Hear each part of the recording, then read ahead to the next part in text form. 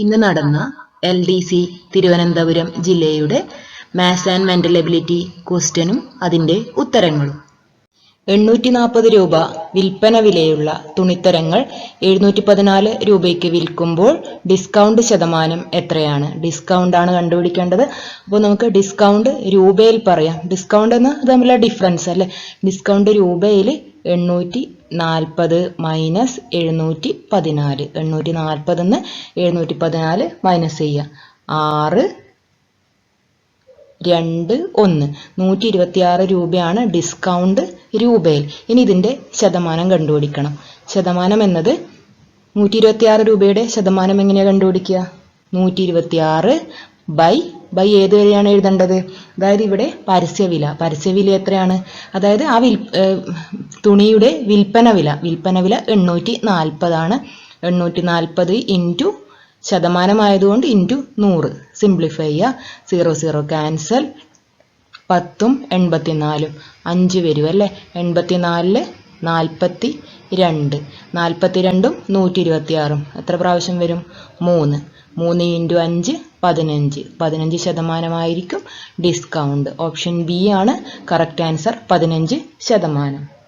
11 സംഖ്യകളുടെ ശരാശരി 66. 11 സംഖ്യകളുടെ ശരാശരി 66 ആണ്. ഒരു സംഖ്യ കൂടി ചേർന്നപ്പോൾ ഇപ്പോൾ 12 സംഖ്യകളായി. 12 സംഖ്യകളുടെ ശരാശരി 72 ആണ്. അങ്ങനെയാണെങ്കിൽ ചേർത്ത സംഖ്യ അപ്പോൾ 11 സംഖ്യകളുടെ ശരാശരി 66 ആണ്. അപ്പോൾ നമുക്കതിൻ്റെ തുക കണ്ടുപിടിക്കാം. തുക 11 ഗുണിക്കണം 66.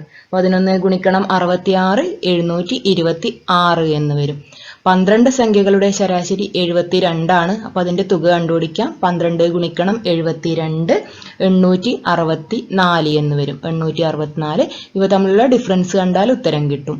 864 എന്ന് 726 കുറക്കുക. അപ്പോൾ എത്രയാണ് വരിക?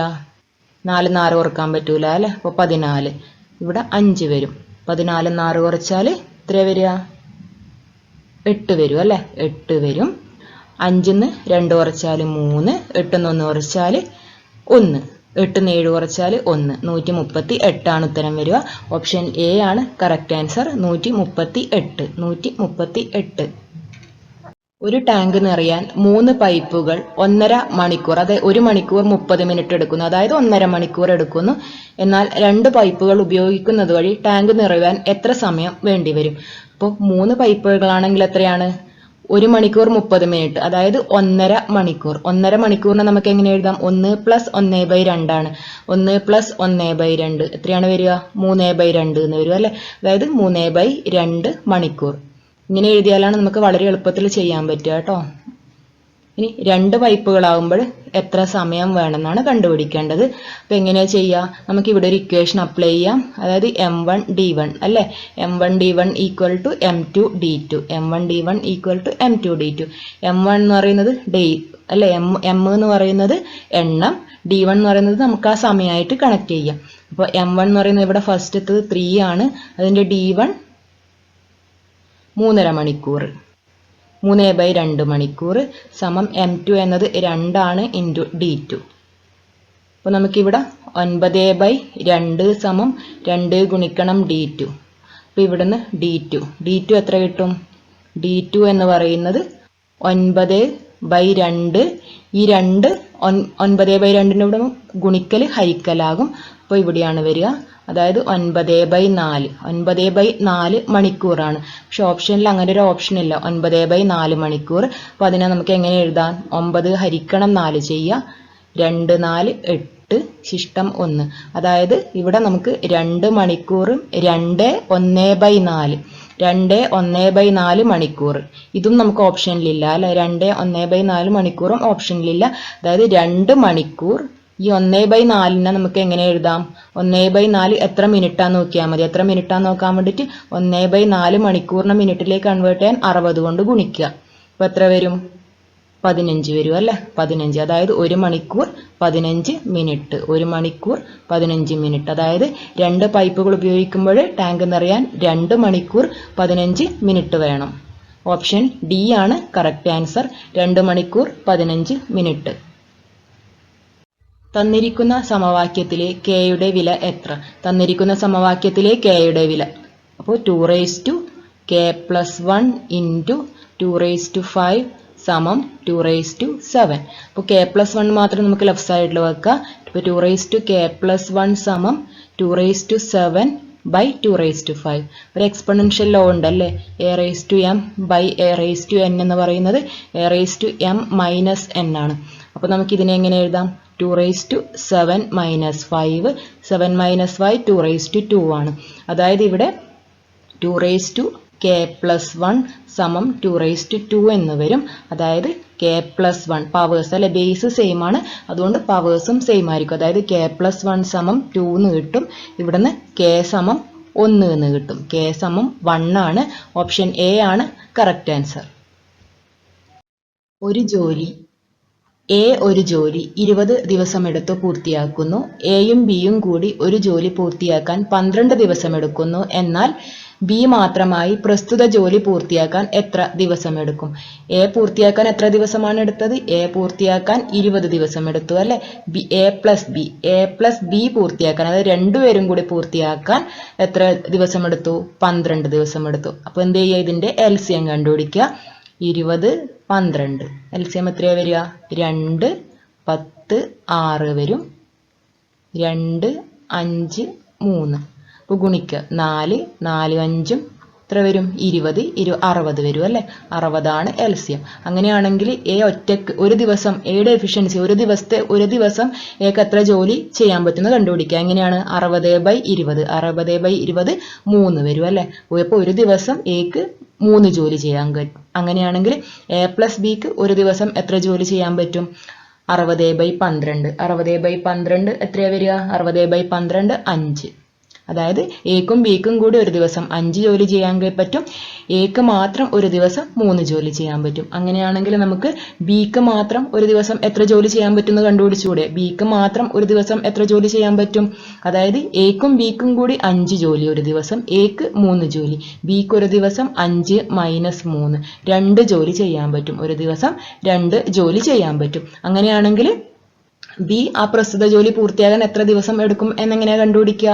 ബി അതായത് 60 ഹരിക്കണം 2 60 ഹരിക്കണം 2 ആകെ 60 എൽസിയം 60 ആണ് അല്ലേ. അപ്പോൾ 60 ഹരിക്കണം 2 എത്രയാണ് വരിക? 30 ദിവസം. അതായത് ബിക്ക് ആ പ്രസ്തുത ജോലി പൂർത്തിയാക്കാൻ എത്ര ദിവസം വേണം? 30 ദിവസം വേണം. ഓപ്ഷൻ സി ആണ് കറക്റ്റ് ആൻസർ.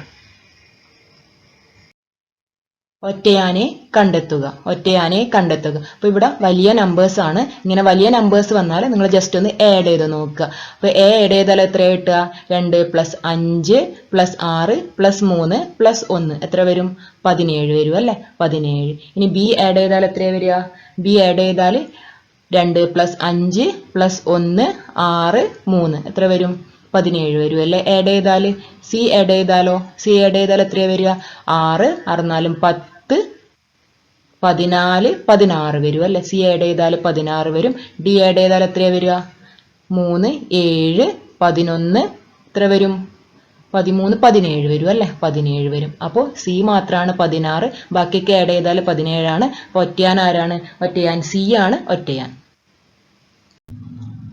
രാജു 8 കിലോമീറ്റർ വടക്കോട്ട് സൈക്കിളിൽ യാത്ര ചെയ്തു. പിന്നീട് വലത്തോട്ട് തിരിഞ്ഞ് 2 കിലോമീറ്റർ യാത്ര ചെയ്ത ശേഷം വീണ്ടും വലത്തോട്ട് തിരിഞ്ഞ് 1 കിലോമീറ്റർ യാത്ര ചെയ്യുന്നു. ഇപ്പോൾ രാജുവിന്റെ യാത്ര ഏതു ദിശയിലാണ്? അപ്പോൾ ആദ്യം എന്താ പറഞ്ഞിരിക്കുന്നത്? ആദ്യം വടക്കോട്ടേക്ക് 8 കിലോമീറ്റർ അല്ല, വടക്കോട്ടേക്ക് 8 കിലോമീറ്റർ യാത്ര ചെയ്തു. പിന്നെന്താണ്? വലത്തോട്ട് തിരിഞ്ഞ് 2 കിലോമീറ്റർ യാത്ര ചെയ്തു. വലത്തോട്ട് തിരിയുക എന്ന് പറയുമ്പോൾ വലത്തോട്ട് തിരിഞ്ഞ് ഇതാണ് വലത്തോട്ട് വരിക അല്ലെ. വലത്തോട്ട് തിരിഞ്ഞ് 2 കിലോമീറ്റർ യാത്ര ചെയ്തു. പിന്നെ വീണ്ടും വലത്തോട്ട് തിരിഞ്ഞ് 1 കിലോമീറ്റർ. അപ്പോൾ ഇവിടുന്ന് വലത്തോട്ട് തിരിഞ്ഞ് 1 കിലോമീറ്റർ യാത്ര ചെയ്തു.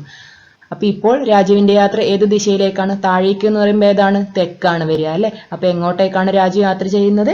തെക്കോട്ടേക്ക്, തെക്ക് ദിശ. ഓപ്ഷൻ ബി ആണ് കറക്റ്റ് ആൻസർ. ഹലോ എന്ന വാക്ക് ഇതാ. അപ്പോൾ HELLO. ഹലോ എങ്ങനെ എഴുതാം? KHOOR എന്ന് എഴുതാം അല്ലേ. അപ്പോൾ ഇവിടെ എന്തെങ്കിലും പ്രത്യേകതയുണ്ടോ? HIJK 3 നമ്പേഴ്സുകൾ അല്ലേ ഡിഫറൻസ് വരുന്നത്. EFGH 3 നമ്പേഴ്സിന്റെ വ്യത്യാസം. LMNO 3 നമ്പേഴ്സിന്റെ വ്യത്യാസം. അടുത്തത് 3. അപ്പോൾ നമുക്ക് എങ്ങനെ എഴുതാം? World WORLD.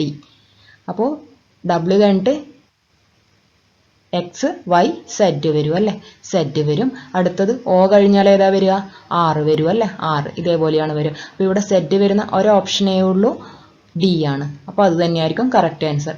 R കഴിഞ്ഞാൽ ഏതാ വരിക, R U വരും അല്ലേ, പിന്നെ L കഴിഞ്ഞാൽ O വരും, D കഴിഞ്ഞാൽ G വരും. ഓപ്ഷൻ D ആണ് കറക്റ്റ് ആൻസർ.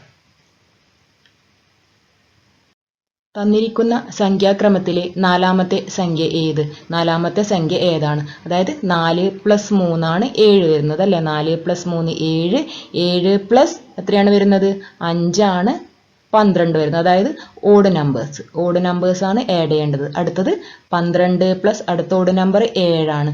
12 + 7 19 ആണ് ആൻസർ വരുന്നത്. ഓപ്ഷൻ എ ആണ് കറക്റ്റ് ആൻസർ, 19. A പ്ലസ് എന്ന ചിഹ്നത്തെയും B മൈനസ് എന്ന ചിഹ്നത്തെയും C ഹരിക്കണം എന്ന ചിഹ്നത്തെയും D ഗുണിക്കണം എന്ന ചിഹ്നത്തെയും സൂചിപ്പിച്ചാൽ 18A 12C 6D 2B 5 എത്രയാണ്? അപ്പോൾ 18 A എന്തിനു കൊടുക്കാം, A പ്ലസ് ആണ് അല്ലേ, പ്ലസ് 12 C എന്ന് പറയുന്നത് ഹരിക്കണം, അടുത്തത് 6 D എന്തിനെ സൂചിപ്പിക്കുന്നു, ഇൻറ്റു അല്ലെ, 6 ഇൻറ്റു 2, B എന്തിനെ സൂചിപ്പിക്കുന്നു, B മൈനസ് അല്ലെ, -5. അപ്പോൾ ഇവിടെ ബോർഡ് മാസ് റൂൾ അപ്ലൈ ചെയ്യുക, ഫസ്റ്റ് ഡിവിഷൻ.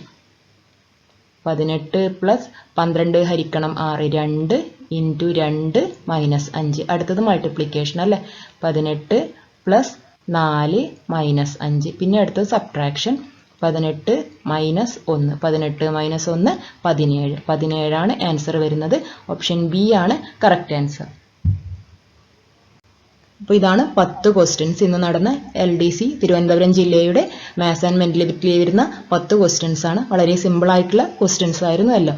ഒരു 2 ക്വസ്റ്റ്യൻ മാത്രമേ കുറച്ചൊരു കൺഫ്യൂഷൻ ആക്കുന്നുള്ളൂ, ബാക്കിയൊക്കെ സിമ്പിൾ ആയിരുന്നു.